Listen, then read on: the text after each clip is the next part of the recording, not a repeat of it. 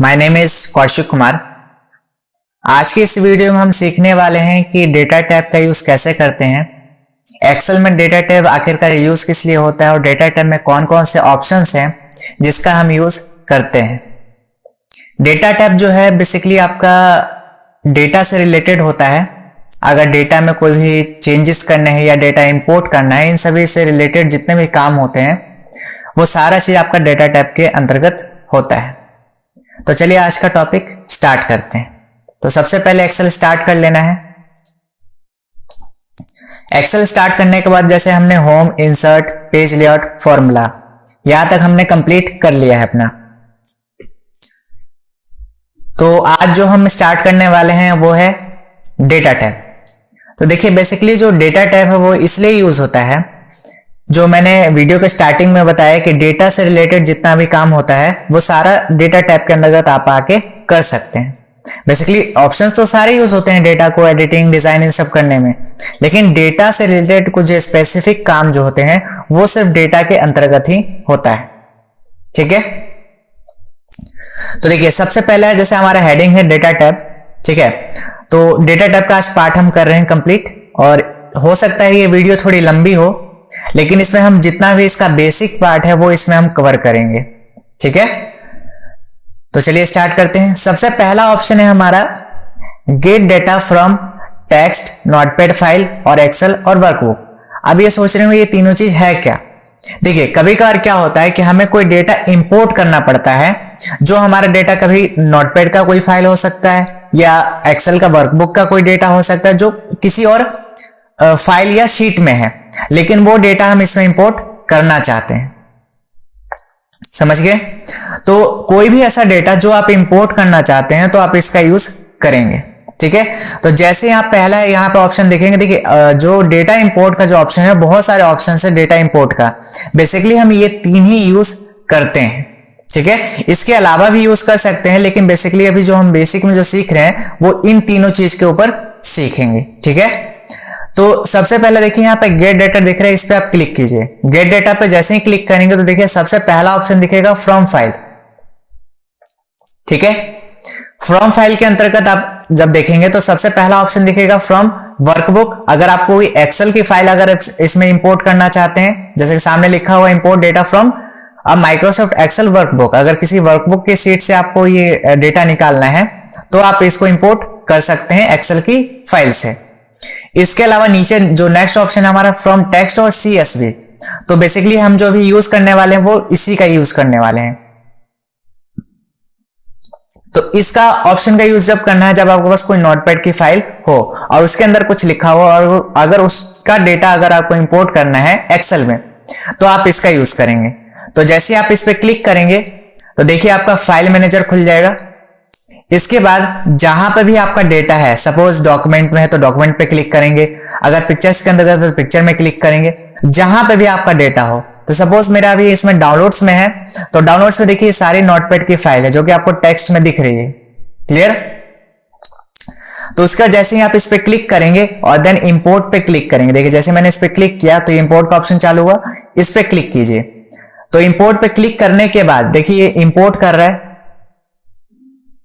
ठीक है, तो ये इस तरीके से बता रहे हैं कितना सारा डेटा है। तो अगर आप करना चाहते हैं तो यस, यहां पे लोड पे क्लिक करेंगे, एरो पे देखिए तो लोड और लोड टू लिखा है। तो सपोज हम लोड करते हैं तो ये देखिए इस तरीके से आपका यहां पे ये आ चुका है।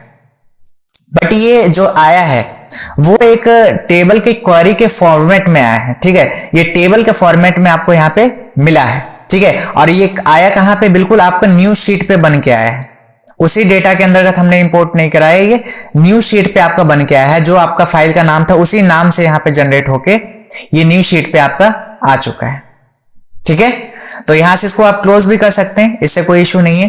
तो ये देखिए आपका जो पूरा डेटा था वो यहां पे इंपोर्ट होके आ चुका है एक्सेल की फाइल में। ठीक है, तो पहला ऑप्शन उम्मीद है आपको क्लियर हुआ होगा कि कैसे हम डेटा को इंपोर्ट करते हैं। ठीक है, इसके बाद नेक्स्ट ऑप्शन है आपका get data from MS Access. देखिए MS एक्सेस एक सॉफ्टवेयर है जो भी MS हमारा ऑफिस है उसी का ये पार्ट है आपका MS एक्सेस। तो अगर MS एक्सेस का अगर डेटा, सपोज कीजिए कि अगर आप किसी कंपनी में काम कर रहे हैं और उन्होंने MS एक्सेस का डेटा आपको मेल किया है, लेकिन MS एक्सेस तो आपको चलाना नहीं आता, लेकिन फिर भी वो डेटा हमें चलाना है और उसमें देखना है कि क्या क्या डेटा है, अगर कुछ चेंजेस करना तो वो चेंजेस भी हम कर सके, लेकिन वो हमें तो MS एक्सेस चलाना नहीं आता। तो हम तब भी क्या करेंगे, उस डेटा को इंपोर्ट करेंगे एक्सेल में और फिर उसको हम एक्सेल में काम करेंगे और उसको सेव करके वापस से मेल करेंगे। ठीक है, तो वो उस डेटा को हम फिर भी एक्सेस कर पाएंगे किसके अंतर्गत, एक्सेल में। तो चलिए स्टार्ट करते हैं कैसे करना है। चले जाना है डेटा टैब में, गेट डेटा पे जाना है। यहां पे देखिए फ्रॉम डेटाबेस दिख रहा है, इसी के अंदर देखिए फ्रॉम माइक्रोसॉफ्ट एक्सेस डेटा, इस पे क्लिक कीजिए। तो अगर आपका इसमें कहीं भी डेटा होगा तो बस आपको जैसे आपने इसमें किया कि जो फाइल थी उस पर क्लिक किया और देन उसको बस आपको इंपोर्ट पे क्लिक कर देना है, तो सेम आपका जो डेटा है वो इंपोर्ट हो जाएगा। ठीक है, तो इंपोर्ट का सेकंड ऑप्शन क्लियर हो गया। ठीक है,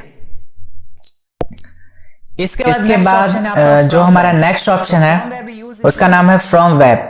देखिए फ्रॉम वेब क्या होता है कि अगर आप कोई डेटा जो है बार बार इंटरनेट पे जाते हैं और वहां पे देखते हैं जो हर एक मिनट या सेकंड्स में चेंज होता रहता है, तो अगर ऐसा कोई डेटा है जो बार बार चेंज होता रहता है और आपको बार बार वेबसाइट पे जाकर के देखने की जरूरत पड़ती है, तो उस समय हमारा काम आता है फ्रॉम वेब। ठीक है, तो फ्रॉम वेब देखिए बेसिकली जो होता है वो होता है कि अगर कोई भी डेटा हमें इंटरनेट से इंपोर्ट करना हो तो उसके लिए हमारा यूज होता है फ्रॉम वेब। और ये डेटा कैसा होना चाहिए, टेबल के फॉर्मेट में होना चाहिए। जब तक ये टेबल के फॉर्मेट में नहीं होगा जब तक आप उसे इंपोर्ट नहीं कर सकते। ठीक है, तो चलिए स्टार्ट करते हैं। तो उसके लिए सबसे पहले उस वेबसाइट का लिंक जानना होता है कि वो वेबसाइट कौन सी है। तो जैसे सपोज मैंने अभी यहाँ पे एक वेबसाइट चालू किया हुआ है जिसका नाम है XRate। ठीक है, आप जाएंगे गूगल पे और गूगल पे सर्च करेंगे XRates, तो उसके बाद जैसे ही आप सर्च करेंगे तो यहाँ पे ये वेबसाइट्स आ जाएंगे। तो नीचे देखिए INR रेट्स टेबल लिखा हुआ है, तो टेबल के फॉर्मेट में हमें चाहिए होता है, तो इस पे क्लिक कीजिए। तो यहाँ पे देखिए जो सारे डॉलर्स हैं वो यहाँ पे सारे अमाउंट जो है वो यहाँ पे शो कर रहे हैं। ठीक है, तो ये जो डेटा है हमारा वो डेटा कब का है, February 6, 2021 का है। ठीक है, तो अगर ये 7 तारीख में अगर कभी चेंजेस होता है इसमें तो हम चाहते हैं कि वहां पे ऑटोमेटिकली अपडेट हो जाए। ठीक है, तो अगर आप चाहते हैं ये भी करना कि ये ऑटोमेटिकली अपडेट भी हो जाए तो वो भी ऑप्शन हम उसमें समझेंगे। ठीक है, तो सबसे पहले इस डेटा को इंपोर्ट करना समझते हैं। तो देखिए सबसे पहले अगर डेटा इंपोर्ट करना है तो वो देखिए कैसे होगा। सबसे पहले आपको चले जाना है डेटा टैब में और गेट डेटा में जाना है और इसके बाद चले जाना है नीचे फ्रॉम अदर सोर्स में और यहां पे देखिए नीचे ऑप्शन मिलेगा फ्रॉम वेब का, आप इस पे क्लिक कीजिए और क्लिक करने के बाद यहाँ पे बेसिक ही चूज कर ले रहना है और यहाँ पे URL पूछा जाता है।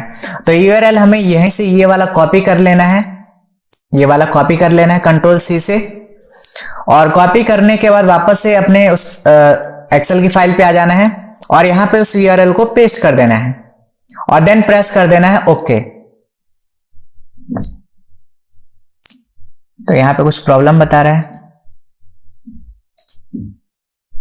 फिर से ओके कीजिए, देखिए हो गया। इसके बाद नीचे देखिए यहाँ पे जो वेबसाइट थी उस वेबसाइट्स में जो तीनों डॉक्यूमेंट्स हैं, मतलब उस वेबसाइट में जितने भी टेबल्स हैं वो सभी के नाम यहाँ पे शो कर रहे हैं। तो हमें टेबल 1 वाले पे क्लिक करना है, इस पे क्लिक कीजिए। तो यहाँ पे देखिए जो टेबल 1 में जो डेटा था वो यहाँ पे आ रहा है इंडियन रुपीस एक्स, जो यहाँ पे एक्सचेंज रेट टेबल कन्वर्टर है, इस पे क्लिक करेंगे तो इसमें देखिए जो डेटा है वो आ गया। डॉक्यूमेंट का अगर कुछ डेटा है तो वो यहाँ पे आ गया। तो जितने भी टेबल्स हैं उस शीट पे, वेबसाइट पे, तो वो सारे टेबल्स यहाँ पे शो होंगे। सपोज मुझे अभी टेबल 1 का डेटा यहाँ पे इंपोर्ट करना है। ठीक है, तो ये डेटा आ गया। तो यहाँ पे देखिए एक ऑप्शन है लोड, तो यहाँ पे लोड और एक ऑप्शन है लोड टू। तो अगर आप लोड पे क्लिक करेंगे तो ये डेटा अपने आप न्यू शीट पे आ जाएगा बन करके। लेकिन अगर आप चाहते हैं कि नहीं मुझे लोड टू करना है, तो लोड टू पे जब आप क्लिक करेंगे तो ये पूछेगा कि कहां पे और किस लोकेशन पे आपको ये चाहिए और किस फॉर्मेट में चाहिए, चार्ट में देखना है या पाइवट टेबल में देखना है या टेबल के फॉर्मेट में चाहिए। तो हमें टेबल में चाहिए। और अगर आपको न्यू शीट पे चाहिए तो आप न्यू शीट पे ले सकते हैं, और एग्जिस्टिंग मतलब इसी शीट पे चाहिए तो इसी शीट का यूज कर सकते हैं आप। और इसी शीट में कहां पे चाहिए वो सेल आप यहाँ पे सिलेक्ट कर सकते हैं। तो सपोज अभी हम न्यू शीट पे लेते हैं और देन प्रेस कर देते हैं ओके। तो अभी ये थोड़ा सा डेटा है उसको इंपोर्ट कर रहा है, ये देखिए डेटा यहाँ पे इंपोर्ट हो गया और ये साइड में आ रहा है, इसको आप क्लोज कर दीजिए, इससे कोई ऑप्शन यूज हमें नहीं करना है अभी, ठीक है। तो यहाँ पे देखिए टेबल के फॉर्मेट में आ गया। अब इसका ये जो डेटा है अब हम ये चाहते हैं कि ऑटोमेटिकली रिफ्रेश हो हर एक मिनट या कुछ सेकंड्स में, ठीक है। तो देखिए यहाँ पे रिफ्रेश का ऑप्शन मिलता है प्लस वही डेटा टैब में देखिए यहाँ पे आपको रिफ्रेश का ऑप्शन मिलता है। अगर आप इसको रिफ्रेश करना चाहते हो रिफ्रेश ऑल पे क्लिक कीजिए, देखिए यहाँ पे नीचे ये रिफ्रेश हो रहा है, ठीक है। देखिए रिफ्रेश हो गया। अगर कुछ भी चेंजेस हुआ होगा इस अमाउंट में तो वो जो मेन डेटा जो मतलब यहां से आपने इंटरनेट से इंपोर्ट किया है डेटा, अगर इसमें कहीं भी कुछ भी चेंजेस होगा, जो भी अपडेशन होगा, वो अपडेशन आपको डायरेक्टली यहाँ पे एक्सेल की शीट में दिख जाएगा, ठीक है। लेकिन हम ऐसा नहीं चाहते कि हमें बार बार रिफ्रेश करना पड़े, तो उसके लिए हमें क्या करना है, प्रॉपर्टीज में जाना है। प्रॉपर्टीज पे जाएंगे तो यहां पे देखिए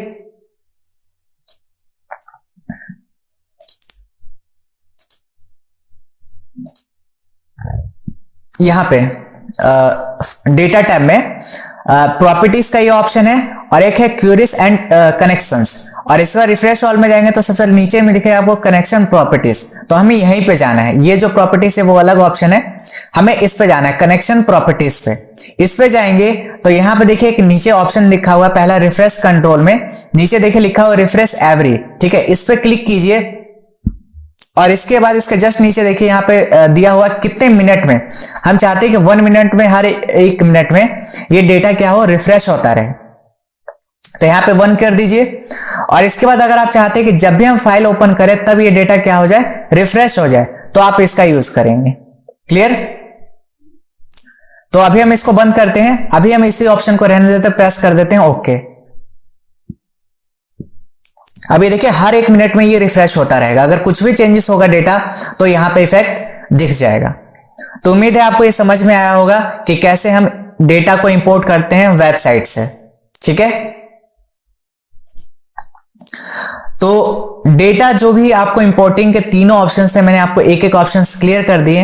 अगर फिर भी आपको इसमें कुछ डाउट रहता है तो आप हमें कमेंट सेक्शन में पूछ सकते हैं, ठीक है। तो अभी तो मैंने बिल्कुल आपको बेसिक पार्ट क्लियर किया है, अभी हम एक एक ऑप्शन को और भी इसको एडवांस में समझेंगे। उसके लिए मैं जब प्लेलिस्ट बनाऊंगा डेटा टैब का, जिसमें एडवांस ऑप्शंस जो इसके यूजेस हैं वो हम उसका प्लेलिस्ट बनाएंगे, तो उसमें आप आपको समझाएंगे कि कैसे इसका और भी अच्छे तरीके से यूज करना है, ठीक है। तो चलिए आगे नेक्स्ट बढ़ते हैं अपने नेक्स्ट ऑप्शन की तरफ, जिसका नाम है आपका शॉर्टिंग एंड फिल्टर। हमने इसमें ऑप्शन में समझ लिया कि कैसे हम रिफ्रेश कर सकते हैं डेटा को, और इस ऑप्शन में हमने समझा कि कैसे हम डेटा को इंपोर्ट कर सकते हैं। अब हम नेक्स्ट ऑप्शन पढ़ने वाले हैं शॉर्टिंग एंड फिल्टर। देखिए इसका यूज कैसे होता है। इसमें दो चीजें हैं, पहला ऑप्शन है शॉर्टिंग और दूसरा ऑप्शन है फिल्टर, और एक होता है एडवांस फिल्टर, ठीक है। 3 चीजें हैं, sorting, filter and advance filter, ठीक है। इसी में मैं टॉपिक और ऐड कर देता हूं, इसमें हमने 2 ही टॉपिक लिखा है, और है एडवांस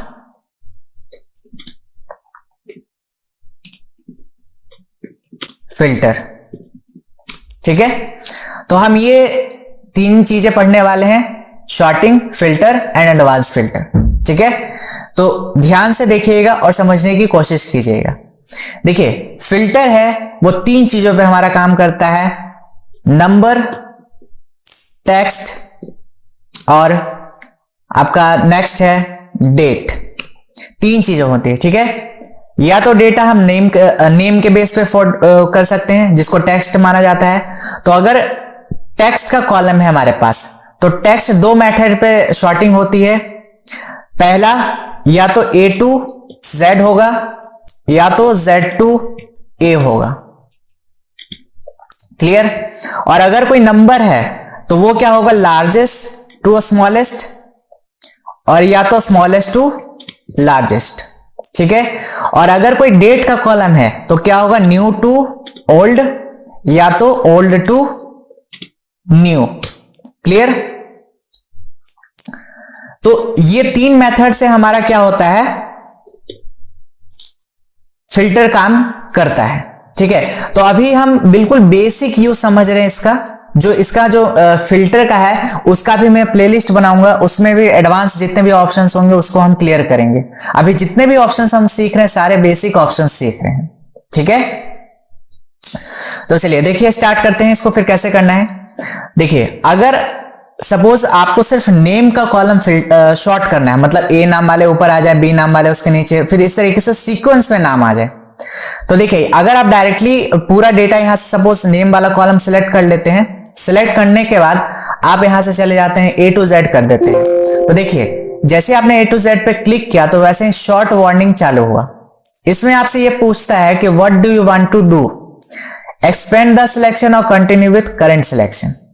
इसका ऑप्शन का समझ लीजिए क्या यूज है।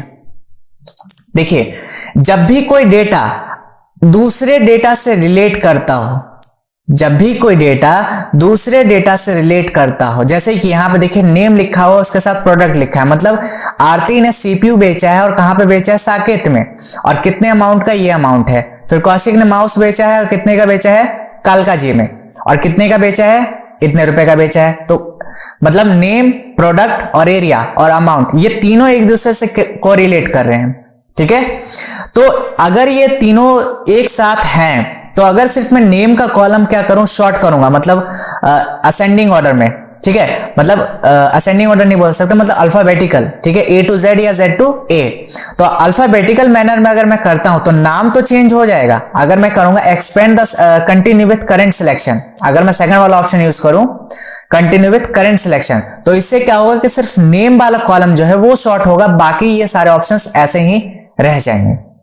तो फिर डेटा जो हमारा पूरा गलत हो जाएगा, ठीक है। वही अगर सिर्फ हमारे पास नेम का कॉलम होता तो हम अगर डायरेक्टली A to Z करते तो ये अपने आप कर देता है, ये ऑप्शन ही नहीं खुलेगा, ठीक है। तो अगर continue with current selection suppose अभी मैं करता हूं शॉर्ट, तो यहां पे देखिए आरती का हो गया यहां पे डेटा, लेकिन ये जो प्रोडक्ट है वो चेंज नहीं हुआ, ना एरिया चेंज हुआ ना अमाउंट चेंज हुआ।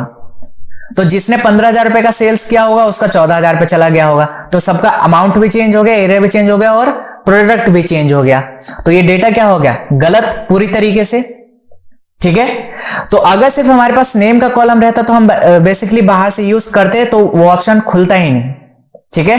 लेकिन अगर कोई डेटा दूसरे डेटा से रिलेट कर रहा हो तो हमें हमेशा पूरा डेटा सिलेक्ट करके ही शॉर्टिंग करनी होती है, ठीक है। तो अब मैं पूरा डेटा सिलेक्ट कर रहा हूं, ठीक है, Ctrl+A दबा देना डेटा के बीच में रह करके, तो आपका पूरा डेटा सिलेक्ट हो जाएगा। अब इसके बाद अगर मैं A to Z अप करता हूं तो क्या आपके बार पूछा वो बॉक्स खुला, नहीं खुला। अब देखो ये सारा चीज आपका शॉर्टिंग हो गया, A to Z में सारा चीज आ गया, मतलब आरती का पूरा डेटा पहले आ गया, और फिर यहां पे जो भी प्रोडक्ट था वो पहले आ गया, फिर साकेत एरिया आ गया, और अमाउंट भी आपका चेंज हो गया, ठीक है। तो वो ऑप्शन समझ में आया क्यों खुला था, क्योंकि हमने पूरा डेटा पहले सिलेक्ट नहीं किया था। तो जब भी अगर आप पूरा डेटा सिलेक्ट करके करेंगे तो वो ऑप्शन पूछेगा ही नहीं आपसे, ठीक है। इसके बाद उसी में सेकंड एक ऑप्शन था आपका एक्सपेंड द सिलेक्शन। अगर मैं वापस से अभी A to Z पे क्लिक करता हूं तो नेक्स्ट ऑप्शन क्या पूछ रहा था इसमें, एक्सपेंड द सिलेक्शन। अगर आप इस पे क्लिक करेंगे तो पूरा डेटा अपने आप सिलेक्ट कर लेगा और इसको शॉर्ट भी कर देगा, ठीक है, हो गया। तो शॉर्टिंग का ये ऑप्शन क्लियर हुआ, ठीक है। सेम वही ऑप्शन आपका यहां पे शॉर्टिंग में देखिए क्या है, आपने पूरा डेटा सिलेक्ट किया और सिलेक्ट करने के बाद शॉर्टिंग पे आपने क्लिक किया, तो यहां पे पूछता है शॉर्ट बाय। अगर आप चाहते हैं कि नहीं मुझे प्रोडक्ट वाला क्या करना है, शॉर्ट करना है, तो मुझे प्रोडक्ट पे क्लिक करना पड़ेगा और प्रोडक्ट को A to Z करना है, मतलब जो भी पहले आ रहा हो अल्फाबेटिकल, मतलब A नाम से अगर कोई प्रोडक्ट है तो वो पहले आ जाए, B नाम वाला बाद में आ जाए, C नाम वाला बाद में आ जाए। तो हम प्रोडक्ट को अब चाहते हैं कि शॉर्ट हो जाए, तो प्रोडक्ट वाला आपको यहां से चूज करना शॉर्ट बाय में, और यहां पे सेल वैल्यू से रहने देना और A to Z, then press कर देना है ओके। इससे पहले एक ऑप्शन और देख लीजिए, यहां पे लिखा है option my data has header. इसका ऑप्शन ये होता है कि अगर आपके डेटा के ऊपर हेडिंग है तो आप इसको टिक करेंगे, और अगर आप इसको अनटिक कर देंगे तो फिर नेम वाला कॉलम भी क्या हो जाएगा, शॉर्ट हो जाएगा। समझ में आया। तो हमें नेम वाला कॉलम शॉर्ट नहीं करना, हेडिंग वाला मतलब जो भी डेटा है हमारा उसे हेडिंग्स को शॉर्ट नहीं करना है। तो अभी हमने इसमें प्रोडक्ट चूज किया कि हमें प्रोडक्ट को क्या करना है, अल्फाबेटिक मैनर में लाना है, देन प्रेस कर दीजिए बस ओके। तो देखो अब आपका ये जो डेटा है वो किसके बेस पे वो हो गया, आपका प्रोडक्ट के बेस पे हो गया। ये देखो आपका सीपीयू डिस्प्ले एक एक जगह आ गया सभी चीज, लेकिन नाम एक जगह नहीं आया। देखोगे आप इसमें जब डेटा चेक करोगे आप शुरू से, तो नाम देखो एक सीक्वेंस में नहीं आया, क्योंकि हमने सिर्फ प्रोडक्ट को कहा था क्या हो जाए, एक सीक्वेंस में आ जाए। ठीक है, तो आप सोच रहे होगे तो यहाँ पे ये एरिया क्यों आ गया एक जगह, क्योंकि यहाँ पे जब प्रोडक्ट एक जगह आ गया तो नाम भी एक जगह आएंगे, और यहाँ पे जो नाम है जो एरिया है वो तो एक जगह आ गए, बट यहाँ पे सोच रहे हो नेम क्यों नहीं हुआ। नेम इस वजह से नहीं हुआ क्योंकि नेम जो है किसी व्यक्ति ने सीपीयू बेचा है, फिर श्याम ने सीपीयू बेचा है और इस तरीके से बेचा है, तो एरिया भी अलग अलग जगह बिका होगा, लेकिन यहाँ पे सबसे पहले जो है वो साकेत में, ज्यादातर इन्होंने ये जो नाम है वो साकेत में बिके हैं। ये जो व्यक्ति है इन्होंने साकेत में सेल किया, इस वजह से यहाँ पे एक सीक्वेंस में साकेत के साथ आया है। ठीक है, नेक्स्ट ऑप्शन है आपका फिल्टर। इसके बाद देखिए फिल्टर में क्या होता है, शॉर्टिंग समझ में आ गया। अब हम नेक्स्ट ऑप्शन पढ़ रहे हैं फिल्टर। देखिए फिल्टर में क्या होता है कि अगर हमें कोई स्पेसिफिक डेटा देखना है, अगर हमारे पास 1000 लाख 10 लाख का डेटा है, उसमें सिर्फ एक स्पेसिफिक डेटा देखना है। समझ में आ रहा है? देखिए जैसे आप फिल्टर पर क्लिक रखेंगे, यहाँ पे माउस को लेकर जाकर रखेंगे, तो देखिए यहाँ पे लिखा है turn on filtering selected cells, then click the arrow and column header of narrow down the data.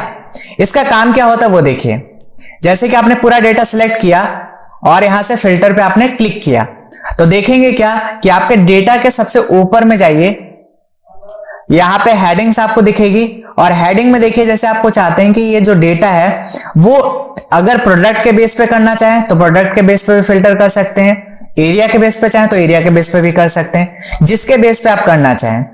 तो सपोज अभी हम प्रोडक्ट के बेस पे करना चाहते हैं और प्रोडक्ट में मुझे सभी का डेटा नहीं देखना है, मुझे सिर्फ सीपीयू का डेटा देखना है, तो सीपीयू पे क्लिक कीजिए, देन प्रेस कर दीजिए ओके। उसके बाद देखेंगे क्या कि सिर्फ डेटा जो मेरे पास है वो सिर्फ सीपीयू का डेटा शो कर रहा है और किसी का डेटा शो नहीं कर रहा है। ठीक है, तो जो फिल्टर है वो इसलिए ही यूज होता है कि स्पेसिफिक डेटा हम देख सके अपने लाखों करोड़ों डेटा में से। क्लियर? तो ये था आपका फिल्टर। अगर आपको फिल्टर हटाना है तो क्लियर कर दीजिए, फिल्टर हट जाएगा। अभी जो मैंने ये फिल्टर का ऑप्शन बताया बिल्कुल बेसिक बताया है, फिल्टर का जो एडवांस ऑप्शन है वो हम बाद में सीखेंगे। ठीक है, इसके बाद नेक्स्ट ऑप्शन है आपका एडवांस फिल्टर। देखिए एडवांस फिल्टर के लिए जरूरी है क्राइटेरिया, और वो क्राइटेरिया अलग जगह पे लिखा होना शीट में जरूरी है। ठीक है, तो एडवांस फिल्टर का भी हम बिल्कुल बेसिक यूज समझ रहे हैं, इसका जो एडवांस यूज है वो भी हम बाद में सीखेंगे। अभी जितने भी ऑप्शंस हम सीखने वाले हैं सिर्फ बेसिक ही समझेंगे। ठीक है, तो सपोज मुझे सिर्फ इसमें आरती का डेटा मुझे सिर्फ फिल्टर करना है, मुझे सिर्फ आरती का डेटा ही देखना है, तो मैंने आरती नेम हेडिंग यहां पे चूज कर लिया और ये मेरा क्राइटेरिया है। अब जैसे मैं एडवांस फिल्टर पे क्लिक करूंगा तो एक बॉक्स खुलेगा एडवांस फिल्टर का। अब इसमें ऑप्शन है filter the list in place. List range हमने ये पूरा डेटा सिलेक्ट कर लिया, आप पूरा डेटा दोबारा से सिलेक्ट कर लीजिए। सिलेक्ट करने के बाद क्राइटेरिया रेंज, तो क्राइटेरिया हमारा क्या था, ये था, ये क्राइटेरिया है ना, नेम आरती, देन प्रेस कर दीजिए ओके। तो देखिए सिर्फ यहां पे जो डेटा आ रहा है वो सिर्फ आरती का डेटा आ रहा है कि आरती ने जितनी बार सेल किया है उसका सारा डेटा यहां पे आ गया एक बार में। समझ में आया? लेकिन उसके लिए हमें क्या करना पड़ा, पहले क्राइटेरिया यहां पे साइड में लिखना पड़ेगा। ठीक है, तो ये था बिल्कुल बेसिक यूज आपका एडवांस फिल्टर का। ठीक है, इसका नेक्स्ट ऑप्शन है आपका टेक्स्ट टू कॉलम, जो कि डेटा टूल्स के ग्रुप में आता है। तो चलिए उसको स्टार्ट करते हैं, कैसे क्या करना है उसमें। तो उसमें देखिए 4 से 5 चीजें दी गई हैं जिसका हम यूज करेंगे। तो सबसे पहला है टेक्स्ट टू कॉलम। देखिए टेक्स्ट टू कॉलम क्या होता है कि अगर आपने कुछ नाम लिखे हैं,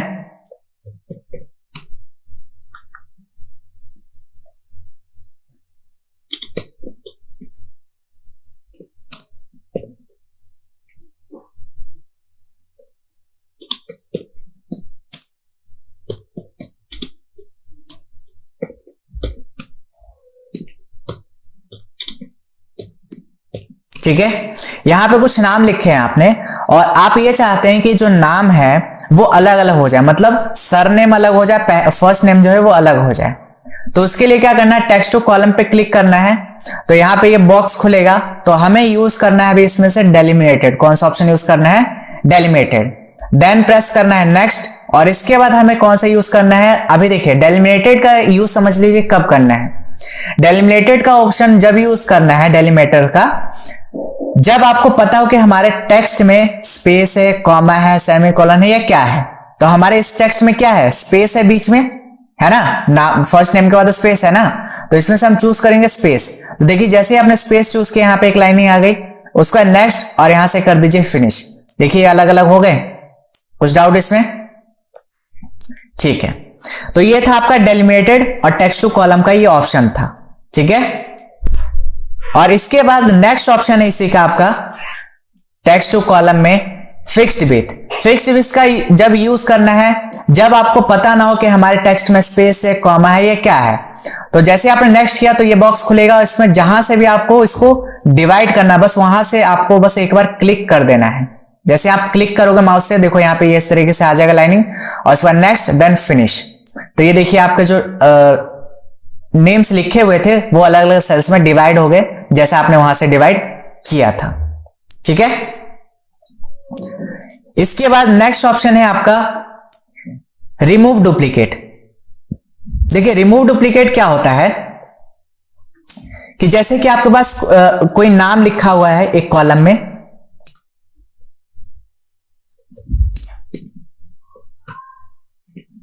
तो इसमें देखिए जो नाम है वो रिपीट हो रहे हैं, राम राम 3 बार रिपीट हुआ। अभी हम चाहते हैं कि कोई हमारे पास डेटा है, सपोज लाखों का डेटा है आपके पास, उसमें से हम चाहते हैं कि जो भी रिपीटेड डेटा है वो क्या हो जाए, रिमूव हो जाए, ठीक है। तो आप रेंज सेलेक्ट करेंगे और यहां पे रिमूव डुप्लीकेट का ऑप्शन होता है, ये ऑप्शन है आपका रिमूव डुप्लीकेट। इस पे आप क्लिक करेंगे और कॉलम पूछ रहा है कौन सा कॉलम है हमारा, तो जी कॉलम है, देन प्रेस कर दीजिए ओके। तो ये देखिए यहाँ पे क्या बता रहा है, two duplicate value found and remove 2 unique values remain, ठीक है, देन प्रेस कर दीजिए ओके। देखिए जो 2 राम थे वो हट गए, ठीक है। तो रिमूव डुप्लीकेट का ये ऑप्शन होता है, क्लियर। तो अभी हमने रिमूव डुप्लीकेट समझा और टेक्स्ट टू कॉलम समझा। इसका नेक्स्ट ऑप्शन है आपका फ्लैश फिल। देखिए फ्लैश फिल क्या होता है, जैसे कि यहाँ पे कुछ नाम लिखे गए हैं और इन सभी नामों को अगर मैं कहूं कि लोअर केस में करना है, ठीक है, लोअर केस का मतलब सभी को स्मॉल में लिखना है, ठीक है। तो पहला नाम जो है आप स्मॉल वर्ड में लिख दीजिए और लिखने के बाद आप इस रेंज को सिलेक्ट कीजिए और यहां पे चले जाइए डेटा टैब में, और डेटा टैब में जाने के बाद यहां पे फ्लैश फिल दिख रहा है, इस पे क्लिक कर दीजिए। देखिए आपका यहां पे ये इस तरीके से आ गया। इसके बाद है प्रॉपर केस। प्रॉपर केस का सीधा सीधा मतलब क्या होता है कि पहला वर्ड कैपिटल बाकी सारा स्मॉल। तो उसके लिए क्या करेंगे, पहला वर्ड हमने कर दिया कैपिटल में और उसके बाद बाकी सारा स्मॉल में कर दिया। अब इसको वापस से आप क्या कर लीजिए, रेंज सिलेक्ट और उसके बाद कंट्रोल के साथ ई दबा दीजिए, फ्लैश फिल की शॉर्टकट की होती है, ठीक है। ऐसे अपर केस है तो सारे वर्ड हम क्या चाहते हैं कैपिटल में हो जाए वापस से, तो यहाँ पे आरती कैपिटल में लिख दीजिए, सारा कैपिटल में लिखना है और इसके बाद इस रेंज को सिलेक्ट करना है और कंट्रोल के साथ ई दबा दीजिए जो कि फ्लैश फिल की शॉर्टकट की होती है, क्लियर है। तो ये था आपका फ्लैश फिल। इसके बाद नेक्स्ट ऑप्शन है आपका डेटा वैलिडेशन। अब देखिए डेटा वैलिडेशन क्या होता है। डेटा वैलिडेशन होल नंबर पे लगाया जा सकता है, डेट पे लगाया जा सकता है, टाइम पे लगा सकते हैं, डेट पे लगा सकते हैं, टेक्स्ट लेंथ, लिस्ट और इनपुट मैसेज। ये ऑप्शंस है जो डेटा वैलिडेशन में यूज किए जाते हैं। बेसिकली डेटा वैलिडेशन का काम क्या होता है कि कोई भी चीज को वैलिडेट कर देना कि इसके आगे वो चीज ना जाए, वैलिडेशन लगा देना, ये क्या कहलाता है, डेटा वैलिडेशन। तो बेसिकली अभी जो डेटा वैलिडेशन मैंने आपको समझाया है कि डेटा वैलिडेशन जो है बेसिकली वो इसलिए यूज होता है कि यदि अगर आप चाहते हैं कि वो जो कंडीशन आपने दी है उस कंडीशन से वो आगे ना जाए, तो उसी के लिए आपका यूज होता है डेटा वैलिडेशन। जैसे कि मैं यहां पे चाहता हूं कि जो सीरियल नंबर है वो 1 से 10 तक ही एक्सेप्ट करे, 10 से ज्यादा एक्सेप्ट ना करें, तो उस कंडीशन में आपका यूज होता है डेटा वैलिडेशन। देखिए ये डेटा वैलिडेशन यहां पे आपको दिखेगा, ठीक है। तो आप जैसे इस पे क्लिक करेंगे और डेटा वैलिडेशन पे क्लिक करेंगे तो उसके बाद ये पूछेगा कि सेटिंग्स में यहां पे आइए और यहां पे देखिए वैलिडेशन क्राइटेरिया, तो यहां पे अलाउ भी एनी वैल्यू है, मतलब कुछ भी आप लिख रहे हैं एक्सेप्ट कर रहा है। लेकिन अब मैं यहां से जाके होल नंबर पे क्लिक करता हूं और मिनिमम नंबर में चूज करता हूं कि 1 से लेकर के 10 तक एक्सेप्ट करे, उससे ज्यादा एक्सेप्ट ना करें, देन प्रेस कर दीजिए ओके। तो हमने रेंज सेलेक्ट किया यहां तक। अब इसके बाद हम इसमें बॉर्डर लगा देते ताकि पता चले हमें कहां तक हमने करा है। अब जैसे मैंने यहां पे 1 लिखा एक्सेप्ट कर रहा है, 5 लिखोगे एक्सेप्ट करेगा आपका, 8 लिखा एक्सेप्ट किया, 9 किया एक्सेप्ट किया, 10 तक भी लिखा आपने एक्सेप्ट किया। लेकिन जैसे ही आपने 11 लिखा और एंटर प्रेस किया, देखिए एरर आ गया। ठीक है, तो जब भी कोई नंबर पे आपको वैलिडेशन लगाना हो, होल नंबर या सीरियल नंबर किसी भी चीज पे, तो आप इसका यूज कर सकते हैं। क्लियर? इसके बाद नेक्स्ट ऑप्शन है आपका डेट। अगर आप चाहते हैं कि कोई पर्टिकुलर एक डेट से एक डेट तक ये डेट्स एक्सेप्ट करे, उसके बाद के एक्सेप्ट ना करे, या उसके पीछे के डेट एक्सेप्ट ना करें, ठीक है, तो वापस से हम रेंज सेलेक्ट करेंगे। पहले चले जाएंगे डेटा टैब में और डेटा वैलिडेशन में। तो एनी वैल्यू की जगह आपके बार चूज करेंगे डेट। तो डेट में देखिए क्या होता है, यहां पे डेट बिटवीन हमने दे रखा है, ठीक है, और इसमें बहुत सारे और भी ऑप्शंस होते हैं, वो हम बाद में समझेंगे। तो अभी हम पढ़ रहे हैं स्टार्ट डेट। तो स्टार्ट डेट में हमने कहा कि 1 तारीख से लेकर के 1/4/2000 से लेकर के ये 1/5/2000 तक की डेट एक्सेप्ट करे, या उससे पहले या उससे के बाद की डेट एक्सेप्ट ना करे।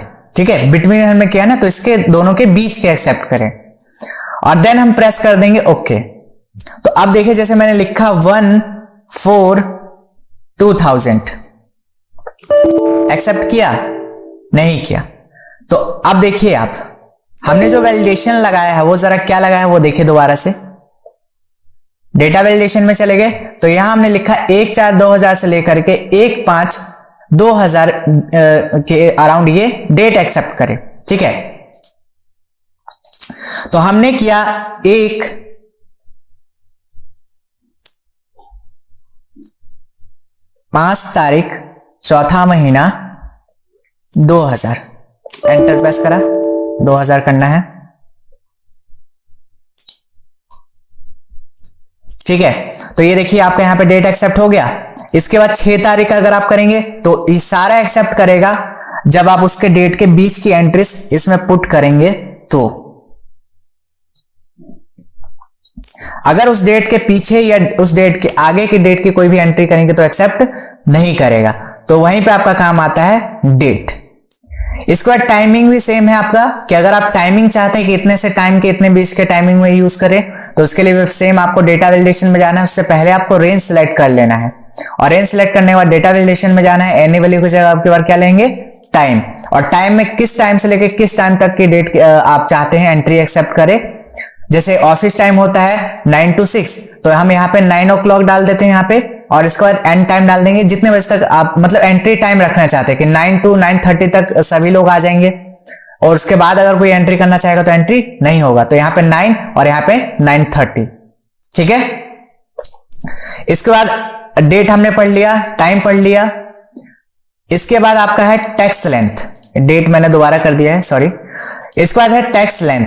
अगर आप चाहते हैं कि नेम जो है वो 12 कैरेक्टर या 10 कैरेक्टर से ज्यादा ना जाए, तो उसके लिए आप रेंज सेलेक्ट कर लीजिए। इसका डेटा वैलिडेशन में चले जाइए और एनी वैल्यू की जगह ले लीजिए टेक्स्ट लेंथ। तो मिनिमम 1 से लेकर के 10 कैरेक्टर वो एक्सेप्ट करे, उससे ज्यादा एक्सेप्ट ना करे। तो अब जब आप इसमें वर्ड लिखेंगे तो अगर ये 10 से ज्यादा जाएगा तो एक्सेप्ट नहीं करेगा। तो कम से कम मिनिमम 1 कैरेक्टर होना चाहिए और ज्यादा से ज्यादा 10 कैरेक्टर। उससे ज्यादा या कम गया तो ये एक्सेप्ट नहीं करेगा। ठीक है, इसके बाद लिस्ट है। देखिए लिस्ट का क्या काम होता है कि यदि आप जैसे आप इंटरनेट पे कुछ भी चीज फिलअप करते हैं, जैसे कि कोई फॉर्म फिलअप करते हैं, तो वहां पे देखते हैं ड्रॉप डाउन लिस्ट बनी होती है। जैसे यहाँ पे आपको ड्रॉप डाउन दिखा, जैसे मैंने इस पे क्लिक किया तो यहाँ पे ड्रॉप डाउन दिखा। तो वैसे आप ड्रॉप डाउन लिस्ट देखते हैं कि मेल है, फीमेल है, जेंडर, और जैसे कि आप स्टेट चूज करना होता है कि कौन सा है, दिल्ली है, क्या है, तो उस तरीके से ड्रॉप डाउन लिस्ट बना होता है। उसमें से हम कोई भी लिस्ट में से चूज कर सकते हैं। तो सेम वैसे ही अगर आपको यहाँ पे लिस्ट बनाना है तो उसके लिए सबसे पहले आपको साइड में वो नाम लिखना पड़ेगा। ठीक है, जैसे मैं एरिया का नाम लिख रहा हूं,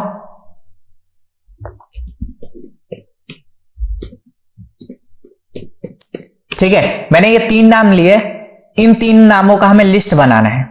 ठीक है, तो इन तीनों नामों को लिखने के बाद सबसे पहले यहां पर रेंज सिलेक्ट कर लीजिए। रेंज सिलेक्ट करने के बाद आप चले जाइए डेटा वैलिडेशन में, और डेटा वैलिडेशन में जाने का एनी वैल्यू की जगह लेना है लिस्ट, और लिस्ट में पूछता है आपसे सोर्स नीचे, तो सोर्स में इन तीनों को सिलेक्ट कर लीजिए और देन प्रेस कर दीजिए ओके। तो यहां पे देखिए लिस्ट बन के आ चुका है इस तरीके से, कोई भी आप फिर चूज कर लीजिए। ठीक है, तो इस तरीके से आपका यूज होता है लिस्ट का। इसका नेक्स्ट ऑप्शन है इनपुट मैसेज। तो देखिए इसका काम क्या होता है कि सपोज आप डेटा एंट्री का वर्क कर रहे हैं और वहां पे बोला गया है कि आपको इसको मैसेज शो करवाना है इस सेल में कि सिर्फ इसमें लैंडलाइन नंबर्स एक्सेप्ट करने हैं या फिर स्टेडी या लोकल जो भी नंबर्स आपको इसमें एक्सेप्ट करवाने हैं, सिर्फ उसी के नंबर यहाँ पे आप जो है फिलअप कीजिए। सपोज कीजिए कि आप किसी डेटा एंट्री में वर्क कर रहे हैं और वहां पे आपको कोई फ्रेंड है, उसको आपने बोला कि यहाँ पे ये लोकल नंबर सिर्फ आपको क्या करने हैं, फिलअप करने हैं, लेकिन उसे ये नहीं पता था। आपने उसे दे दिया कि भैया इसमें नंबर्स फिलअप कर दो, लेकिन उसने कोई भी नंबर मिला लैंडलाइन नंबर वो सारे इसने फिलअप कर दिए, तो वो तो गलत हो गया। लेकिन अगर हम सेल में ये चीज मैसेज डाल दें कि सिर्फ इसमें लैंडलाइन नंबर ही इसमें इनपुट करना है, उसके अलावा कोई भी नंबर इनपुट नहीं करना है, तो उसके लिए हम क्या करेंगे, वापस से डेटा वैलिडेशन में चले जाएंगे और यहाँ पे देखिए नीचे एक ऑप्शन मिलेगा ऊपर में इनपुट मैसेज। तो यहाँ पे जो भी टाइटल देना चाहते हैं वो दे दीजिए, जैसे मैंने लिखा है यहाँ पे प्लीज एंटर, और यहाँ पे लिखेंगे नीचे इनपुट मैसेज में लैंडलाइन नंबर, कि इसमें सिर्फ लैंडलाइन नंबर आप जो है फिल कीजिए, उसके अलावा कोई और नंबर यूज मत कीजिए। देन प्रेस कर दीजिए ओके। अब देखिए इस रेंज में आप कहीं भी आप सिलेक्ट करेंगे तो देखिए यहाँ पे लिखा हुआ आएगा, मैसेज शो करता रहेगा कि इसमें सिर्फ जो नंबर्स हमें पुट करने हैं वो लैंडलाइन नंबर से पुट करने हैं। क्लियर हो गया? तो ये होता है आपका इनपुट मैसेज। इसका लास्ट ऑप्शन है आपका एरर अलर्ट। इसमें आप जाएंगे, जैसे कि मैं इस रेंज को सिलेक्ट कर रहा हूं और इसका डेटा वैलिडेशन पे जाता हूं, तो यहां पे देखिए एक ऑप्शन है आपका एरर अलर्ट। जैसे कि आप यहां पे देखते हैं कि हमने यहां पे वैलिडेशन लगाया था कि 1 से लेकर 10 तक एक्सेप्ट करें, तो देखेंगे कि जब हम 11 लिख रहे हैं और एंटर प्रेस कर रहे हैं तो एक एरर आ रहा है, और वो जो एरर आ रहा है उसमें देखिए लिखा हुआ this value does not match, जो इसके अंदर जो वैलिडेशन पहले से लगाया गया था उसमें जो मैसेज दिया गया है वो यहाँ पे शो कर रहा है। ठीक है, तो मतलब ये बिल्कुल रेटरी कितनी बार भी कर लें तो ये एक्सेप्ट नहीं करेगा। आप कितनी बार भी एंटर करके रेटरी करते रहे नहीं होगा। ठीक है, तो इस वैल्यू को पहले हटाना पड़ेगा तब जाके ये हटेगा। ठीक है, तो 3 तरीके के वार्निंग होते हैं वो देखिए। एरर अलर्ट में 3 तरीके के होते हैं। पहला होता है आपका स्टॉप, दूसरा होता है वार्निंग और तीसरा होता है इंफॉर्मेशन। ठीक है, तो इन तीनों का काम क्या होता है? देखिए स्टॉप में तो बिल्कुल भी आपकी वैल्यू को एक्सेप्ट नहीं करेगा वो। ठीक है, और जो सेकंड है वो है आपका वार्निंग। वार्निंग पे क्लिक करेंगे और इसके बाद अगर आप जो मैसेज वहां पे लिखा हुआ आ रहा था एरर अलर्ट में, जो मैसेज बाय डिफॉल्ट लिखा हुआ आ रहा था, वो चाहे तो आप अपना यहाँ पे मैसेज खुद से भी लिख सकते हैं। ठीक है, वो आपकी मर्जी है। अगर आप लिखना चाहे तो यहाँ पे टाइटल और एरर मैसेज में कुछ भी लिख सकते हैं। तो अभी हम वार्निंग लेते हैं और देन प्रेस कर देते हैं ओके। अब देखिए मैं जब मैं 11 लिख रहा हूं एंटर प्रेस कर रहा हूं तो ये पूछ रहा है कि ये वैल्यू जो है मैच नहीं कर रही जो आपने वैलिडेशन लगाया था। तो अगर आप एक्सेप्ट करना चाहते हैं तो यस और अदरवाइज नो कर सकते हैं। ठीक है, लेकिन देखा था आपने कि स्टॉप में बिल्कुल भी उसने वैल्यू एक्सेप्ट नहीं की थी। ठीक है, वापस से रेंज सेलेक्ट करते हैं, चले जाते हैं डेटा वैलिडेशन में,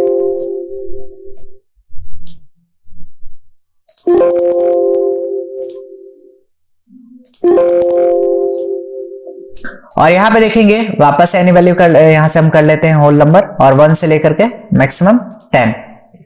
और नेक्स्ट ऑप्शन है आपका एरर अलर्ट में स्टॉप के वार्निंग, और इसके बाद क्या था इंफॉर्मेशन। इंफॉर्मेशन में भी सेम होगा, तो आपको हमेशा ध्यान में रखना है कि स्टॉप अगर होगा तो उसमें बिल्कुल भी वैल्यू एक्सेप्ट नहीं करेगा। वार्निंग में वैल्यू एक्सेप्ट करेगा लेकिन उसमें पूछेगा पहले आपसे कि इसको एक्सेप्ट करना है तो यस अदरवाइज नो। और इंफॉर्मेशन में भी सेम ही होता है, उसमें भी वार्निंग देगा, अगर एक्सेप्ट करना चाहते हैं तो यस करेंगे, एक्सेप्ट नहीं करना तो आप नो करेंगे। क्लियर? तो उम्मीद है आपको data validation A to Z clear हुआ होगा, जिसमें मैंने सिर्फ आपको बेसिक पार्ट अभी क्लियर किया है। अभी जब हम एडवांस लेवल में सीखेंगे तो एक एक ऑप्शन को और भी अच्छे तरीके से क्लियर समझेंगे, और इसमें कस्टम का भी यूज समझेंगे जब हम एडवांस का सीरीज स्टार्ट करेंगे। क्लियर? अब यहां पे एक और समझ लीजिए, लास्ट ऑप्शन जो है क्लियर ऑल। इसका यूज करने से पहले एक चीज और समझते हैं जैसे कि हमने यहाँ पे 10 तक का वैलिडेशन दिया था, हमने 11 यहाँ पे एक्सेप्ट कर लिया है, लेकिन अब मुझे चेक करना है कि कौन सी एंट्री ऐसी है जो मैंने डेटा वैलिडेशन से हट के एक्सेप्ट कर लिया है। वैलिडेशन हमने लगाया था 1 से 10 तक एक्सेप्ट करना है, लेकिन यहाँ पे 11 एक्सेप्ट कर लिया है हमने। अब हमें पता करना है कि कहां कहां पे हमने वैल्यू गलत एक्सेप्ट कर ली है। तो उसके लिए हम डेटा वैलिडेशन के इस एरो पे क्लिक करेंगे और यहाँ पे सर्कल इनवैलिड डेटा पे क्लिक करेंगे। देखिए हमने क्लिक किया तो वैसे इसने बता दिया कि यहाँ पे आपने एक गलत वैल्यू एक्सेप्ट कर ली है। अब आप इसको सही कर लीजिए।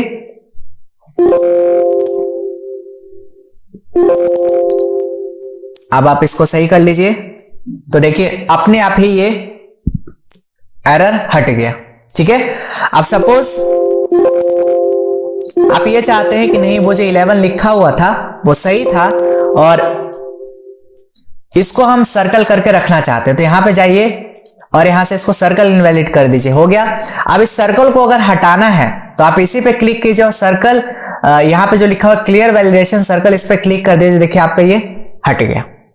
ठीक है, तो दोनों मेथड से आप इसको हटा सकते हैं, या तो वैल्यू सही कर लीजिए या फिर जो सर्कल यहां से हमने चालू किया था उसे बंद भी कर सकते हैं। क्लियर? ठीक है।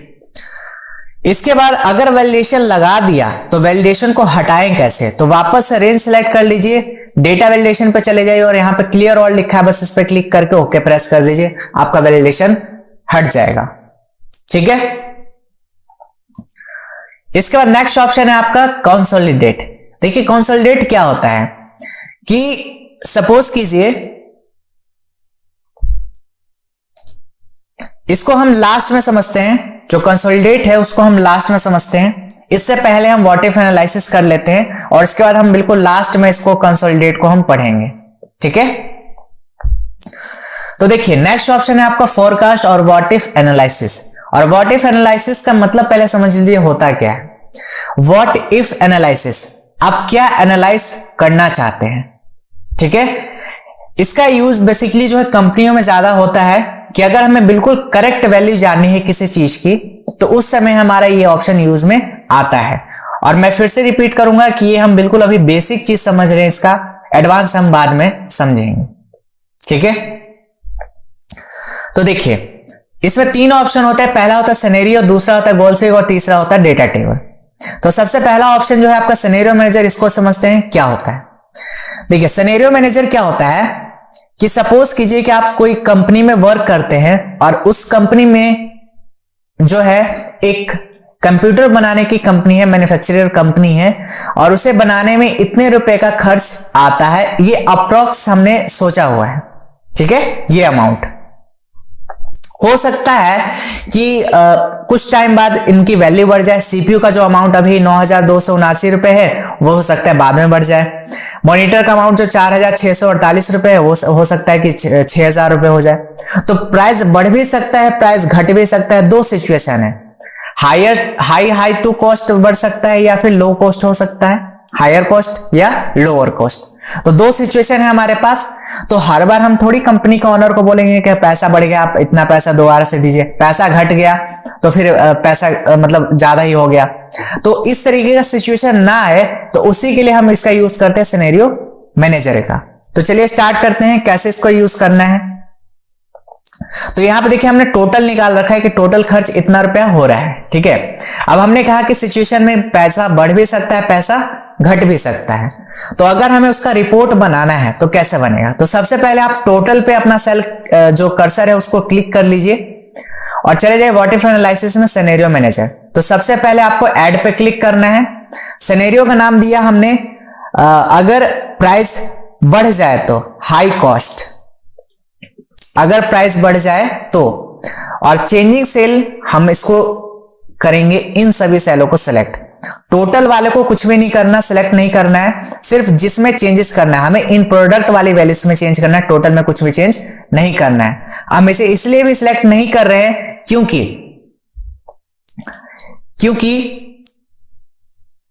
हम ये जो इफेक्ट है, इन सभी का अमाउंट का जो इफेक्ट है वो हम चाहते हैं कि टोटल पे पता चले। ठीक है, और देन हम प्रेस करेंगे ओके सिलेक्ट करने के बाद। तो यहां पे देखिए आपको जो है अमाउंट दिख रहा है 9,279 रुपए, ये किसका है? सीपीयू का। यहां पे अमाउंट दिख गया। अब ये हो सकता है कि 10,000 रुपए का मिले, अगर प्राइस बढ़ जाता है तो। ठीक है, इसके बाद नेक्स्ट है आपका 4,648 रुपए जो कि मॉनिटर का है, इसको समझ के चलते कि 5,000 रुपए हो जाएंगे। इसके बाद ये 9,000 का है, इसको हम मान लेते हैं 11,000 रुपए का हो गया। इसके बाद ये 8,942 रुपए का है, तो इसको हम मान लेते हैं 10,000 रुपए का। और ये 9,000 का है, इसको मान लेते हैं 12,000 रुपए का। ये हम एक अप्रोक्स लेके चलते हैं कि हाईएस्ट कॉस्ट जाएगी तो इतनी जाएगी। ठीक है, देन हम प्रेस कर देते हैं ओके। फिर एक और ऐड करते हैं जिसका नाम दे देते हैं लो कॉस्ट। ठीक है, चेंजिंग सेल वही रहेगा, प्रेस करेंगे ओके। इसके बाद प्राइस को घटाना है, तो अभी 9,279 रुपए क्या थे जो यहां पे प्राइस है, हमने हाईएस्ट का बना लिया। अब क्या बनाना है, लो कॉस्ट का। तो 9,000 की जगह हो सकता है 8,000 रुपए खर्च हो। ठीक है, 4,000 की जगह हो सकता है 4,600 की जगह हो सकता है 4,000 टोटल खर्च हो। ठीक है, इसके बाद 9,500 की जगह हो सकता है 7,000 खर्च हो, कुछ भी हो सकता है। अब प्राइस को इसमें क्या कर दीजिए, कम कर दीजिए बस। 8,000 की जगह हो सकता है 7,000 रुपए खर्च हो। देन हम प्रेस कर देते हैं ओके। आप सभी में चेंजेस कर सकते हैं, आपकी इच्छा है जैसा भी करना है। देन प्रेस कर दीजिए ओके। ठीक है, अब इसके बाद नेक्स्ट देखेंगे, यहां पे इतने सारे ऑप्शंस मिलेंगे। अगर आप इसको डिलीट करना चाहे तो डिलीट कर सकते हैं, एडिट करना चाहे एडिट कर सकते हैं। अभी हमें इसका, अगर मैं डायरेक्टली शो पे क्लिक करूंगा तो यहां पे इफेक्ट दिख जाएगा, बट मुझे अभी इफेक्ट यहीं पे नहीं देखना, मुझे इन दोनों का सिनेरियो देखना है। ठीक है, तो आप समरी पे क्लिक कीजिए और समरी पे क्लिक करने के बाद ये बॉक्स खुलेगा सिनेरियो समरी का, और रिपोर्ट टाइप में आपको चूज करना है सिनेरियो समरी, और सेल किस पे इफेक्ट देखना है, टोटल पे देखना है। तो यहीं पे क्लिक रहने देना, देन प्रेस कर देना है ओके। तो आप देखिए यहां पे नेक्स्ट शीट पे आपको इस तरीके से बन के मिल चुका है, जिसमें करंट वैल्यू में आपका टोटल खर्च इतना होगा, कॉस्ट बढ़ेगी तो इतना खर्च होगा, और घटेगा तो इतना खर्च होगा। ठीक है, इसमें एक प्रॉब्लम है, वो प्रॉब्लम देखिए क्या है कि यहां पे जो नाम है वो शो नहीं कर रहे हैं। तो इसको क्या कर दीजिए, यहां से सिलेक्ट करके डिलीट, और डिलीट करने के बाद चले जाइए वापस से अपनी फर्स्ट वाली शीट पे, और यहां से इसको कर लीजिए कॉपी, और कॉपी करने के बाद वापस सिनेरियो वाली शीट पे आकर यहां पे क्या कर दीजिए, राइट क्लिक करके पेस्ट, या फिर होम में जाकर के आप यहां से भी पेस्ट कर सकते हैं। ठीक है, तो ये पेस्ट हो गया। बट यहां पे प्रॉब्लम क्या आ रही है कि जो इधर डिजाइन है वो डिजाइन यहां पे नहीं है। तो उसके लिए क्या करेंगे, यहां पे क्लिक, फॉरवर्ड पेंटर पे क्लिक करेंगे और देन यहां पे अप्लाई कर देंगे। ये फॉर्मेटिंग हो गया, अब सही हो गया, बिल्कुल क्लियर। तो उम्मीद है आपको सिनेरियो समरी समझ में आया होगा कि कैसे इसका यूज करना है। नेक्स्ट ऑप्शन की तरफ बढ़ते हैं, जिसका नाम है डेटा टेबल। नेक्स्ट ऑप्शन आपका क्या है, डेटा में डेटा टेबल। अभी हम ये पढ़ लेते हैं, उसके बाद गोल सीख पढ़ेंगे। तो डेटा टेबल देखिए बेसिकली क्या होता है, इसका हम बिल्कुल बेसिक यूज अभी समझ रहे हैं। तो इसमें देखिए हम टेबल जनरेट करना सीख रहे हैं, कि जैसे हमें अगर कोई टेबल जनरेट करना हुआ, सपोज 2 1 2 2 4 इस तरीके से, तो हम 1 लेते हैं और नीचे 1 लिखते हैं। ठीक है, और इसके बाद हमें ये 10 की जरूरत होती है, तो थोड़ा सा मैं यहां पे जो है सेल से इंसर्ट कर दे देता हूं। ठीक है, अब यहां पे लिखेंगे 2, और इसके जस्ट इससे पहले यहां पे करना है इक्वल टू, क्या करना है, equal to this cell into this cell. तो क्या आंसर आने वाला है 1, और इसके जस्ट नीचे लिखेंगे 2 और यहां पे लिखेंगे 3। 2 और 3 को सिलेक्ट कीजिए और उसको 10 तक ड्रैग कर दीजिए। ठीक है, और इसके बाद फिर यहां पे भी लिखना है 2, फिर यहां पे लिखना है 3, और फिर इन दोनों को सिलेक्ट करना है और उसको भी फिर क्या कर देना है, ड्रैग 10 तक। ठीक है, और इसके बाद जहां पे आपने ये फॉर्मूला लगाया था वहां से आपको पूरा डेटा सिलेक्ट कर लेना है और चले जाना है व्हाट इफ एनालिसिस में, और चले जाना है गोल डेटा टेबल पे। और डेटा टेबल में रो इनपुट सेल में पहला वाला 1 और कॉलम इनपुट सेल में सेकंड वाला 1, और देन प्रेस कर देना है ओके। तो देखेंगे क्या, यहां पे डेटा आपका ये इस तरीके से आ चुका है।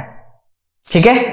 और टेबल आपका जनरेट हो चुका है, जैसे 2 का टेबल, 3 का टेबल, इन सभी का टेबल जनरेट हो चुका है। तो अब आप सोच रहे हैं सपोज कि अगर हमें 15 का टेबल बनाना है या 13 का टेबल बनाना है तो आपको दोबारा से ये करने की जरूरत पड़ेगी? तो नहीं, ऐसा करने की जरूरत नहीं है। उसके लिए क्या करना है, जहां पे आपने ये नंबर्स लिखे हैं 1 2 3 4, वहां पे ही ऊपर में आकर के किसी भी टेबल के ऊपर आप जो टेबल का नंबर लिखेंगे उस टेबल को अपने आप ये जनरेट कर देगा। देखिए यह जनरेट हो गया। ठीक है, समझ में आया ये? तो बहुत इजी है ये भी, तो अगर आप इसका यूज करेंगे तो इजीली आपको समझ में आएगा। ठीक है, इसके बाद लास्ट ऑप्शन है हमारा गोल सीक। देखिए गोल का मतलब होता है कोई भी चीज अचीव करना। ठीक है, तो सपोज कीजिए कि एक श्याम नाम का लड़का है, उसने कुछ सब्जेक्ट में एग्जाम दिए हैं और कुछ सब्जेक्ट में एग्जाम नहीं दिए हैं। ठीक है, तो जैसे कि मैं यहां पे कुछ वैल्यूज लिख रहा हूं जो इनके मार्क्स हैं।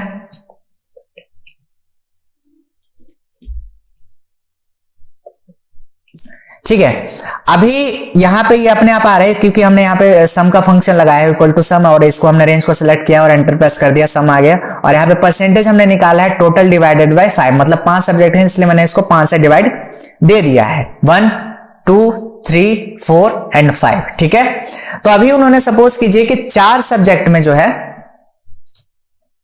यहां पे हमने सब्जेक्ट में नंबर दे दिया गलती से, तो यहां से स्टार्ट करते हैं। तो अभी 4 सब्जेक्ट में इन्होंने सपोज कीजिए कि एग्जाम दे दिया है और इनके परसेंटेज आए हैं 48.4% हैं। अब इनको 60% करना है, तो 60% के लिए साइंस में इनको कितना नंबर लाना पड़ेगा तब जाके इनका 60% होगा। Question clear? तो देखते हैं कैसे होगा। तो सबसे पहले आपको परसेंटेज बढ़ाना है, कितना? 60% करना है, और इस वाले में वैल्यू जानना है। तो परसेंटेज पे जो जहां पे आपने परसेंटेज निकाला वहां पे क्लिक कीजिए और चले जाइए व्हाट इफ एनालिसिस में और गोल सीक पे। सेट सेल में वो सेल देना जिसमें फॉर्मूला लगा है टू वैल्यू, क्या वैल्यू चाहिए हमें? 60।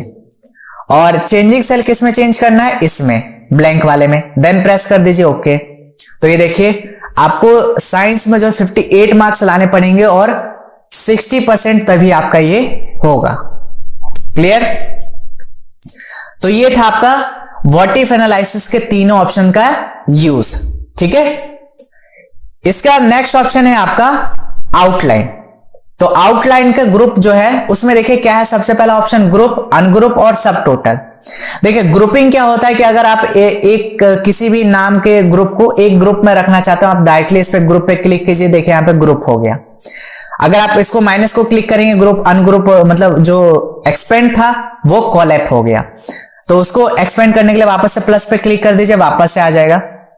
तो वापस से अनग्रुप करने के लिए वापस से रेंज सेलेक्ट कर लीजिए और यहां पे चले जाइए अनग्रुप में और अनग्रुप पे क्लिक कर दीजिए, वापस से डेटा नॉर्मल हो जाएगा। ठीक है, अभी यहां पे हम ऐसा कुछ करना चाहते हैं कि अगर जैसे आरती है तो आरती का हम चाहते हैं कि एक सीक्वेंस में नाम आ जाए और उसने जो जो प्रोडक्ट बेचा है उसका सबसे यहां पे नीचे फिर टोटल भी लिखा हुआ आ जाए।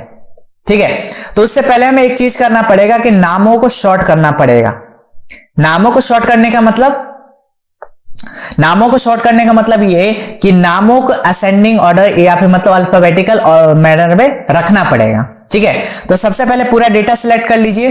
पूरा डेटा सिलेक्ट करने के बाद आप यहां से सॉर्टिंग अभी पढ़ ही चुके हैं, आप इसको कर दीजिए A to Z।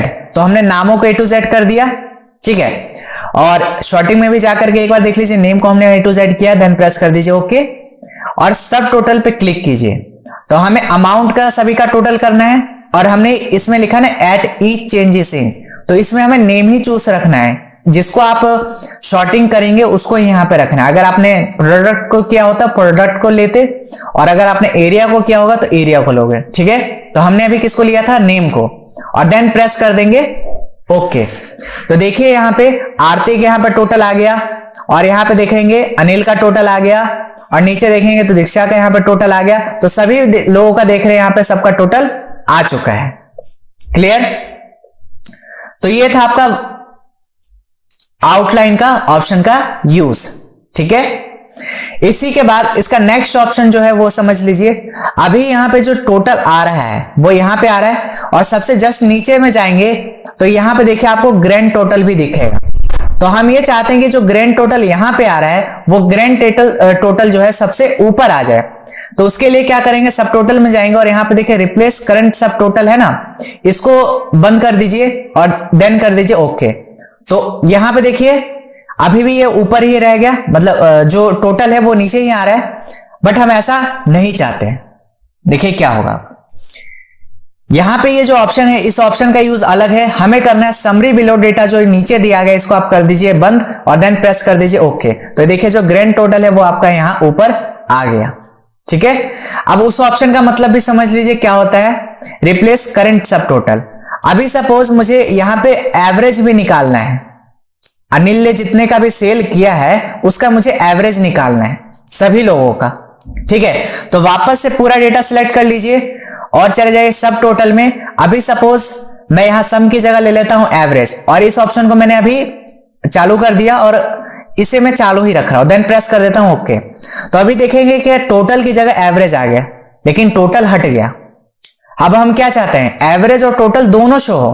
तो वापस से पूरा डेटा सिलेक्ट कीजिए, सब टोटल में चले जाइए और इसके बाद एवरेज की जगह सम भी ले लीजिए और रिप्लेस करंट सब टोटल को बंद कर दीजिए, देन प्रेस कर दीजिए ओके। तो देखेंगे क्या यहां पे टोटल भी आ गया और एवरेज भी आपका आ गया। ठीक है, तो ये ऑप्शन था आपका ग्रुप एंड सब टोटल का। अब जो सबसे लास्ट हमारा ऑप्शन जो रह गया था उसका नाम था कंसोलिडेट। इस ऑप्शन का यूज समझ लीजिए क्या होता है। जैसे कि आप मान लीजिए किसी कंपनी में वर्क कर रहे हैं और उस कंपनी में क्या है कि कुछ लोग पैसा देते हैं अलग अलग कंपनियों से। सपोज कीजिए कि वो एक एनजीओ है और उस एनजीओ में इन लोगों से हर महीने कुछ पैसा आता है। अब इन्होंने 3 महीने आपको लगातार पैसे दिए, तो पहला महीना ये रहा, फिर हम प्लस करके न्यू शीट ले रहे हैं। ठीक है, तो first sheet, second sheet, third sheet. अब मुझे ये डेटा कॉपी पेस्ट करना पड़ेगा तीनों शीट पे, तो कंट्रोल सी से हम इसको कॉपी करेंगे और नेक्स्ट शीट पे जाके पेस्ट करेंगे। तो ये लॉन्ग प्रोसेस है, अगर 12 महीने का हो तो 12 महीने तक कॉपी पेस्ट करते रहेंगे तो टाइम लगेगा बहुत ज्यादा। तो इसका शॉर्ट तरीका क्या है, कंट्रोल सी से कॉपी कीजिए और कंट्रोल दबा के तीनों शीट को सिलेक्ट कर लीजिए। कर लिया, करने के बाद होम में चले जाए और यहां पे एक ऑप्शन था फिल में अक्रॉस वर्कशीट, इस पे क्लिक कर दीजिए और ऑल पे करते हुए देन प्रेस कर दीजिए ओके। तो देखिए तीनों शीट पे वो डेटा आ गया है। ठीक है, अब हम ये चाहते हैं कि तीनों शीट में जो भी डेटा है उसका टोटल आ जाए न्यू शीट पे, 7th शीट पे। ठीक है, तो इस पे टोटल लाना है। तो कंसोलिडेट तभी आपका यूज में आता है जब आपका मल्टीपल शीट का डेटा एक शीट पे कंबाइन करना हो, तब आपका यूज आता है कंसोलिडेट। ठीक है, तो आप देखिए जैसे आप कंसोलिडेट पे क्लिक करेंगे तो यहां पे ये बॉक्स खुलेगा। तो सबसे पहले यहां से आप पूछता है कि फंक्शन कौन सा यूज करना चाहते हैं, आप सम करना चाहते हैं, यस, तो सम पे क्लिक करेंगे और देन प्रेस करेंगे। यहां पे क्लिक करने की जरूरत नहीं है, अगर आपको दूसरा कोई फंक्शन यूज करना है तब आप क्लिक करना, अदरवाइज हमें सम पे ही रखना होता है, इस पे क्लिक कर देंगे। इसके बाद पूछता है रेफरेंस, तो हमारा पहला डेटा कंसोलिडेट वाली शीट पे है, तो हम यहां से पूरा डेटा सिलेक्ट करेंगे और इसको करेंगे ऐड। अब जो ऊपर लिखा हुआ आ रहा है इसको हटा देंगे, फिर चले जाएंगे नेक्स्ट शीट पे, फिर ये वाला डेटा सिलेक्ट करेंगे और फिर जो ऊपर आ रहा है इसको ऐड कर देंगे और फिर जो ऊपर आ रहा है इसको हटा देंगे। फिर चले जाएंगे नेक्स्ट शीट पे और फिर से ये वाला डेटा सिलेक्ट करेंगे पूरा और इसको क्या कर देंगे ऐड, और फिर जो ऊपर आ रहा है उसको हटा देंगे और लास्ट वाले शीट पे आकर के देन यहां पे रहकर प्रेस कर देंगे बस ओके। तो देखिए यहां पे आपका ये टोटल आ गया, बस यहां पे नेम नहीं आ रहा, हो सकता है कुछ रीजन हो, लेकिन अगर आप पूरा डेटा अच्छे से सिलेक्ट करेंगे और इसको प्रॉपर मैनर में करेंगे तो आपका पूरा डेटा श्योर आपका आएगा। ठीक है, कुछ इश्यू होगा इस वजह से अभी नहीं आया, लेकिन हमने पूरा डेटा ही सिलेक्ट किया था, कुछ रीजन की वजह से नहीं आ पाया। क्लियर है, तो ये था आपका कंसोलिडेट ऑप्शन का यूज। अभी देखेंगे क्या यहां पे टोटल अमाउंट कितना है, 5,000 रुपए, तो 3 महीने में कितना हो गया, 15,000। फिर ऐसे ही सभी लोगों का 3 से मल्टीप्लाई कर दीजिए तो आपका सेम आंसर मिल जाएगा। जैसे इक्वल टू हमने किया दिस इंटू 3, एंटर प्रेस कर दीजिए और इसी को आप क्या कर देंगे नीचे ड्रैग। ठीक है, आप सोच रहे हो 3 से इसलिए मल्टीप्लाई किया क्योंकि 3 महीने का था, ये पहले महीने का अमाउंट है, तो 3 महीने में कितना होगा 15,000, और फिर ये पहले महीने का तो 3 महीने का इतना होगा। तो अब इसको क्या कर लीजिए, कंट्रोल सी एक्स से कट और कंट्रोल सी से कॉपी, और यहां पे आ जाइए और यहां पे कर दीजिए पेस्ट एज वैल्यू। तो देखिए जो 3 महीने का रिकॉर्ड था वो डेटा यहां पे भी आ गया और यहां पे भी है, तो दोनों देखिए सेम है।